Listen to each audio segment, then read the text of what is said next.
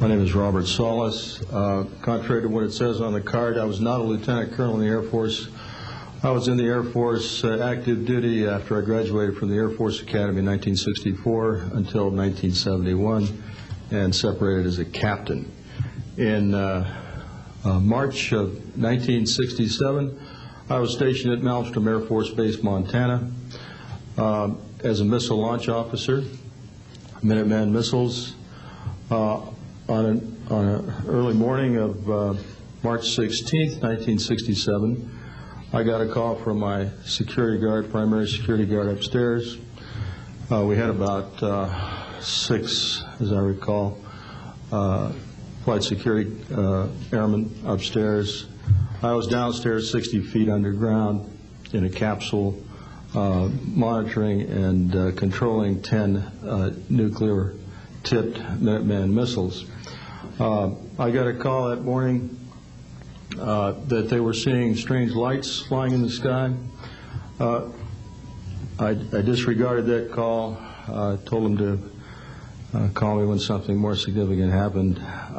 I got another call subsequent to that call, and this time it was a more intense tone in the guard's voice. It was very clearly very frightened. He said there was a bright, glowing red object hovering outside the front gate. It was oval-shaped. He had all the other guards out there with their weapons drawn. Right after that call, I woke up my commander, who was on a rest period, Fred Mywalt, a retired colonel now, and told him about the phone calls. As I was telling him about the phone calls, my weapons started going down, one after the other.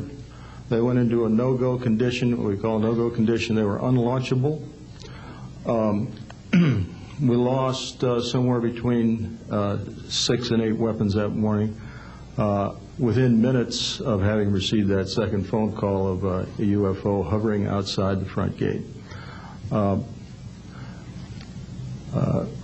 Again that morning, after reporting it to the command post, we were informed that a very similar incident happened at Echo Flight. I was at Oscar Flight. They lost all 10 of their weapons under similar circumstances, very similar circumstances, where UFOs were sighted over the launch facilities. They had maintenance crews and security crews out there that had spent the night, and they were reporting UFOs over those sites. And the commander of that flight was Eric Carlson. He also separated as a captain, and the deputy commander was Walt Fiegel. He retired as a lieutenant colonel. We have those witnesses that I just mentioned, the names I just mentioned, have spoken of this event before, and they will back up this story. We also have documentation that I received through FOA requests from the Air Force outlining the Echo Flight incident and including in that documentation a reference to UFOs. We have telexes covering this incident, and in one telex it says the fact that no apparent reason for the loss of 10 missiles can be readily identified is cause for grave concern to this headquarters. This was from SAC headquarters. So we've got those telexes. I've got about 12 witnesses that'll verify parts of this story, including of a man who investigated the incident afterwards for the Air Force, and you'll hear a little bit more about that from the next witness. And also another guard that witnessed a UFO in that same time period, and another officer who retired a full colonel who had other reports of UFOs.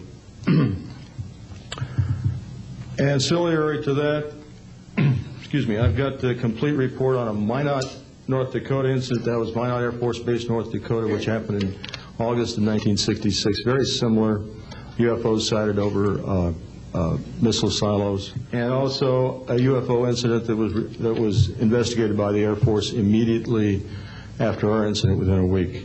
I'm willing to testify to the truth of all these matters that I've spoken about in front of Congress under oath. Thank you.